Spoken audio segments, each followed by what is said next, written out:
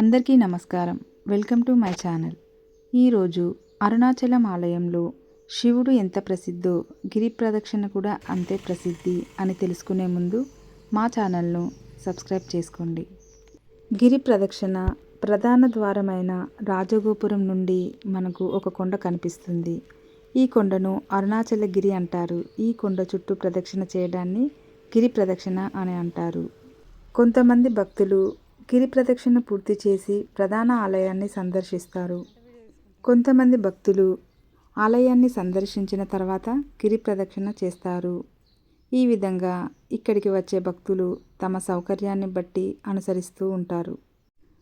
రాజగోపురం దగ్గరికి వచ్చేసాము. ఇక్కడ మనము దీపం వెలిగించి కొబ్బరికాయను కొట్టి మన గిరి ప్రదక్షిణ స్టార్ట్ చేస్తాము. ఇదే రాజగోపురం. ఇక్కడ నమస్కరించుకొని ప్రదక్షిణ చేస్తాము. గిరి ప్రదక్షిణ మొత్తం 14 కిలోమీటర్ల దూరం ఉంటుంది. ఈ మొత్తం దూరం కూడా కాలినడకన నడవలసి ఉంటుంది. 14 కిలోమీటర్ల నడకలో మనకు 8 లింగాలు కనిపిస్తాయి. 8 దిక్కులు సంరక్షకులు అయిన అష్టదిక్పాలకులు వీటిని ప్రతిష్ఠించారు కాబట్టి వీటిని అష్టలింగాలు అని పిలుస్తారు. అలాగే ఈ నడక మార్గంలో అష్టలింగాలతో పాటు అనేక దేవాలయాలు మరియు పవిత్ర స్థలాలు కూడా దర్శనమిస్తాయి. వీటిలో 44 ప్రదేశాలు కూడా ముఖ్యమైనవి. ఈ 44 అనే సంఖ్యకు ప్రత్యేక ప్రాముఖ్యత ఉంది. ఎందుకంటే అరుణగిరి శ్రీచక్రం ఆకారంలో ఉంటుంది. ఈ శ్రీచక్ర ఆకారంలో 44 శక్తి బిందువులు ఉన్నట్లే అరుణగిరి చుట్టూ కూడా మనం చెప్పుకునే 44 కీలక బిందువులు ఉన్నాయి.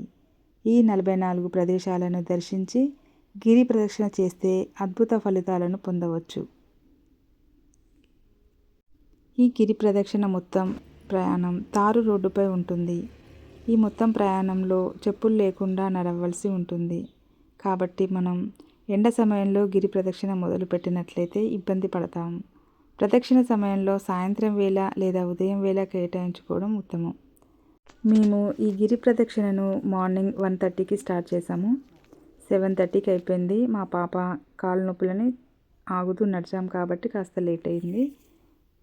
ఫస్ట్ బ్రహ్మ తీర్థం, బ్రహ్మలింగం, నెక్స్ట్ ఇంద్రలింగం, ఆ తర్వాత అగ్నిలింగం వచ్చింది. 7 గిరి ప్రదక్షిణ మార్గంలో ఎడమవైపున ఉంటాయి. అయితే ఈ అగ్నిలింగం మాత్రం కుడివైపున ఉంటుంది. ఈ లింగాన్ని పూజించడం వల్ల ప్రమాదకర పరిస్థితుల్లో రక్షణ లభిస్తుందని భక్తుల నమ్మకం. ఇప్పుడు దక్షిణామూర్తి ఆలయంకి వెళ్తున్నాము. శేషాద్రి స్వామి ఆశ్రమం నుండి దాదాపు 20 అడుగుల దూరం నడిస్తే కుడివైపున దక్షిణామూర్తి ఆలయం ఉంది.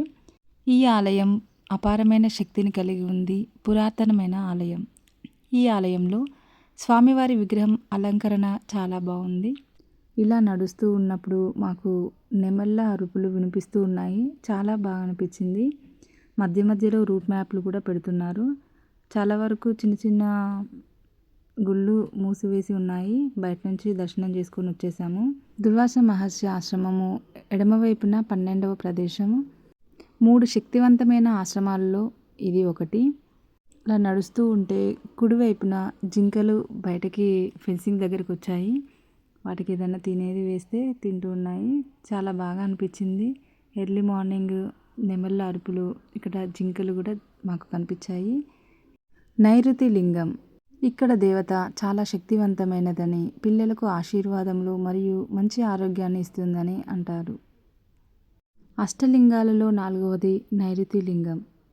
ఇక్కడ నందిముఖ దర్శనము, వల్లలార ఆశ్రమము, అలా చిన్న చిన్న ఆశ్రమాలు, చిన్న చిన్న టెంపుల్స్ కూడా ఉన్నాయి.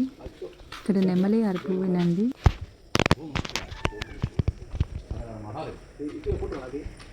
అష్టదిక్పాలక లింగాలు కాకుండా సూర్యలింగం మరియు చంద్రలింగం అని పిలువబడే 2 అదనపు లింగాలు కూడా ఉన్నాయి. ఒక్కసారి అహంకారంతో సూర్యుడు తన తేజస్సును కోల్పోయాడని ఇక్కడికి వచ్చి ఈ లింగాన్ని ప్రతిష్ఠించి తపస్సు చేసిన తర్వాత తిరిగి తేజస్సును పొందాడని చెబుతారు. ఈ ప్రదేశంలో ఒక్కసారి ఆదిత్య హృదయం పఠించడం వల్ల 1000 సార్లు పఠించినంత శక్తి కలిగి ఉంటుందని అంటూ ఉంటారు. ఇక్కడ ఆవులు చూస్తూ ఉన్నాం కదండి. ఇలా ఆవులకి పైన కొమ్ములు అలా ఎక్స్ట్రా వచ్చాయి. ఇలా ఒక 5-6 ఆవులను చూసాము. ఇక్కడ మొక్కుకొని భక్తితో ఎంతో అంత వాళ్ళకి సమర్పిస్తే మంచిదంటారు. నందిముఖ దర్శనము, వల్లలార్ ఆశ్రమము ఇలా దర్శనమిచ్చాయి. ఆకాశ నంది, పళని అండనార్ ఆలయము, రాజరాజేశ్వరి ఆలయము, వజ్రవరాహి అమ్మవారి ఆలయము ఉంది. ఇక్కడ చాలా బాగా అనిపించింది. టెంపుల్ క్లోజ్ చేసి ఉన్నా కూడా డోర్స్లో నుంచి చాలా మంచిగా కనిపించింది. అమ్మవారి దర్శనం అయింది. ఇక్కడ కాసేపు ఆగి మళ్ళీ నడక స్టార్ట్ చేసాము. చాలా పవర్ఫుల్ అమ్మవారని మాకు అక్కడ చిన్న ఇన్సిడెంట్ జరిగింది. చాలా బాగా అనిపించింది. ఎంతసేపు చూసినా అమ్మవారిని చూస్తూనే ఉండిపోయాం. అలా ఇక్కడ హారతి తీసుకొని నెక్స్ట్ నడక స్టార్ట్ చేసాము. కన్నప్ప గుడి, సింహనంది, సింహతీర్థం, రాజేశ్వరి అమ్మవారు ఇలా గిరి ప్రదక్షిణ చేస్తున్నప్పుడు ఆ గిరి పైన మంచు అలాగనే ఉంది. ఎంతసేపు అయినా అలానే ఉంది. మేము చూస్తూ నడుస్తున్నాము. ఆ కొండపైన కొద్దిగా స్టార్ట్ అయిన మంచు అలానే ఉంది. చాలా బాగా అనిపించింది. ఎర్లీ మార్నింగ్ నడుచుకుంటూ వెళ్తుంటే ఆ నెమళ్ళు అరుస్తుంటే చాలా బాగా అనిపించింది. నెక్స్ట్ వాయులింగం దగ్గరికి వెళ్ళాము.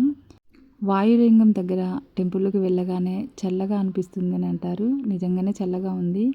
ఇక్కడ అన్నీ క్లోజ్ చేసి ఉన్నాయి కాబట్టి మేము దర్శనము బయట నుంచే చేసుకున్నాము. ఇక్కడ భూచక్ర గడ్డని అమ్ముతున్నారు. ఇది మార్నింగ్ 5:30 అనుకుంటా. టేస్ట్ చేద్దామనేసి చూసాము. ఇక్కడ తినకూడదు అనే నియమం ఏమీ లేదు. మన ఇష్టం తినొచ్చు. అది 50 రూపీస్కి చిన్న పీస్ ఇచ్చారు. టేస్ట్ నార్మల్గా ఉంది. నెక్స్ట్ నడుచుకుంటూ వెళ్తున్నాము. 6 అయిపోయింది. రుద్రాక్షలు చూడండి ఎంత బాగున్నాయో. ఇవి చెట్టుకి డైరెక్ట్ కోసి పెట్టారు. నెక్స్ట్ చంద్రలింగము, అగస్త ఆశ్రమము, అధికార నంది, కుబేరలింగము ఇలా వస్తున్నాయి. ఇక్కడ అయ్యగారైతే ఒకతని సెల్ తీసుకొని అందులో వేశారండి. అందుకే క్లియర్గా తీయలేకపోయాను. హరహర మహాదేవ్. ఇక్కడ విగ్రహాలు, శివలింగాలు చూడండి. ఈ నక్షత్ర లింగాలు, అధికార నంది, కుబేరలింగము ఇలా దర్శనమిచ్చాయి. ఎంత ప్రశాంతంగా ఉందండి కుబేరలింగం అలా వెళ్తూ ఉంటే. పంచముఖ దర్శనము, ఊసి లింగము, మోక్ష మార్గం ద్వారా ఇక్కడ లోపల నుంచి బయటికి రావడం చాలా బాగా అనిపించింది. జనాలు కూడా చాలామంది ఉన్నారు. ఇంకా కంపల్సరీ వెళ్ళాలి మోక్షం లభించాలంటే అనేసి ఇంకా మేము వెయిట్ చేసి ఇక్కడే 1/2 అవర్ పైగా పట్టింది. బయటికి వచ్చేసాము. చాలా బాగా అనుభూతి చెందాము. ఈ ప్రదేశం చాలా బాగా అనిపించింది. ఈశాన్య లింగం అందమైన పుష్పాలతో అలంకరించబడి ఉంది. నిత్యం వెలిగే దీపం ఉంటుంది. ఈ లింగాన్ని పూజించడం వల్ల కుటుంబం, ఉద్యోగ, వ్యాపార సమస్యలు తగ్గుతాయి. ఈ లింగాన్ని తప్పకుండా దర్శనం చేసుకోవాలి. గిరి ప్రదక్షిణ పూర్తయ్యాక మనం ఎక్కడైతే రాజగోపురం దగ్గర స్టార్ట్ చేసామో అక్కడికి వచ్చి పూర్తి చేసుకున్నాక మొక్కుకొని దర్శనానికి వెళ్తాము. లోపలికైతే వెళ్ళాము. సెల్ ఎక్కడా కూడా ఎలో లేదు. ఈ అరుణాచలంలో మాత్రం సెల్ తీసుకొని వెళ్ళవచ్చు. లగేజ్ అయినా సెల్ అయినా తీసుకువెళ్ళవచ్చు. ఇది లోపడండి. అరుణాచలం లేదా అన్నమలై తమిళనాడు రాష్ట్రంలో ఉంది. ఈ అరుణాచలం పరమేశ్వరుని జ్యోతిర్లింగ స్వరూపం కావటం వలన దీనిని చుట్టూ ప్రదక్షిణ చేయడం సాక్షాత్ శివునికి ప్రదక్షిణం అని భక్తుల విశ్వాసం. ఇక్కడ దర్శనం చేస్తున్న సమయంలో ఒక చిన్న రామచిలుక కనిపించింది. చాలా బాగా అనిపించింది. చిన్న మ్యాంగో దానికి వేసినా కూడా అది తీసుకోలేదు. ఇక్కడ 1000 స్తంభాల గుడి లాగానే ఇక్కడ స్తంభాలతో ఆలయము నిర్మాణం జరిగింది. ఇక్కడ శివస్మరణ గావిస్తూ ప్రదక్షిణ చేసేవారికి మహాపుణ్యం లభిస్తుందని మహాత్ముల వచనం. అందుచేత నిత్యం అన్ని వేళలా ఎంతోమంది గిరి ప్రదక్షిణ చేస్తూ ఉంటారు.